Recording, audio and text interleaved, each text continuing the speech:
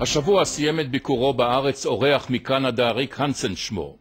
הנסן משותק מגיל 15 ממותניו ומטה, הוא פעיל עולמי למען הגברת המודעות למצבם של הנכים, ובמיוחד לאלה הפגועים בחוט השדרה. הנסן, אלוף אולימפי בספורט הנכים, היה אורח אגודת שוחרי האוניברסיטה העברית בקנדה.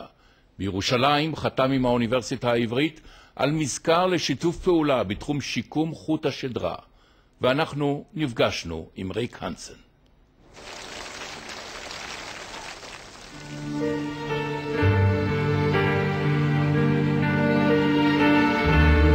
ריקודם של נכים קטועי גפיים בסין היא קטועת ידה הימנית, בן זוגה קטוע רגלו השמאלית. איננו מכירים את נסיבות נכותם. ומי שביקר בימים אלה בארץ, ריק הנסן מקנדה, משותק ממותניו ומטה עקב פגיעה בחוט השדרה.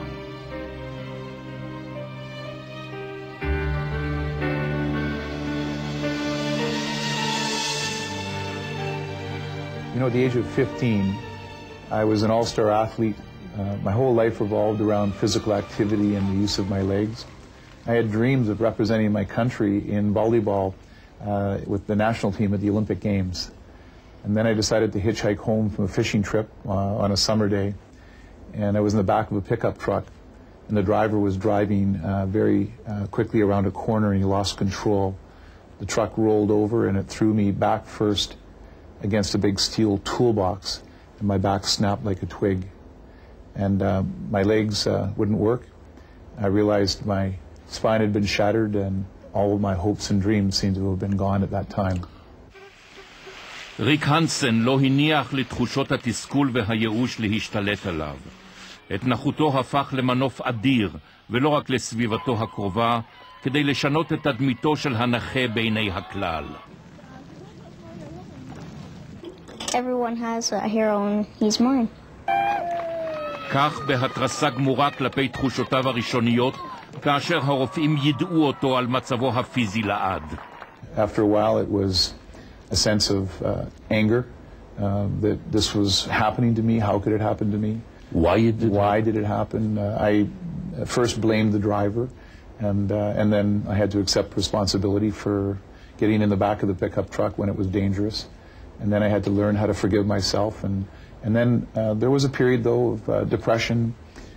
How long was that period? Probably a couple of years. Years. Focusing at the age of 15, at first on all that I had lost, and then to rebuild and to place new images in my mind about the possibilities that existed. It was a new learning and education, and finally I realized that it wasn't about whether I could use my legs or not. It was about where my heart and my passion was, and that I was still the same person, and I could still be an athlete and still go out and pursue hopes and dreams and just do it a little differently. And that became a conscious awareness, education, and then choice.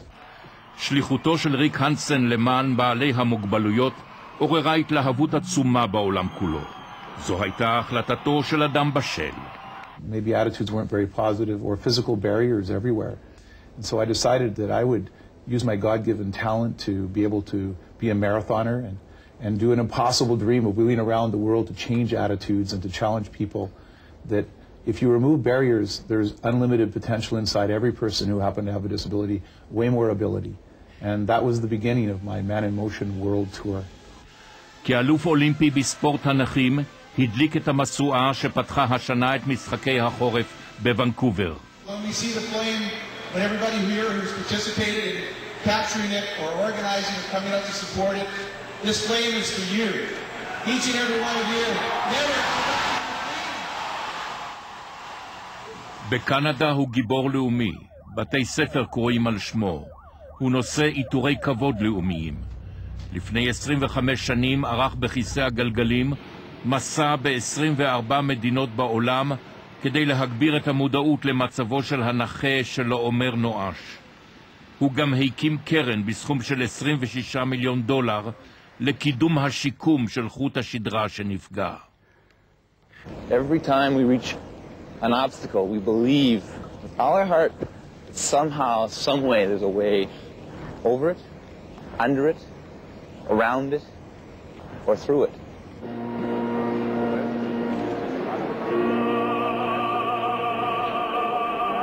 one of the highlights of my journey was having a chance to wheel up the Great Wall of China, and to use that as a symbol, of hope and possibilities, and also to remind people that there are no walls too big in life that can't be climbed. Did you see the good side of humanity? That experience forever has changed my view of the world. I've seen so much goodness come out of humanity. It's transcended politics, geographic, cultural, religious barriers.